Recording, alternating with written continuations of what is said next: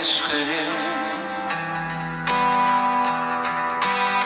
Onverwacht zou er toch een engeltje zijn. En juist wanneer je het niet verwacht. En uitgeput rondloopt in de straten. Is er iemand die jou niet zou verlaten? Dan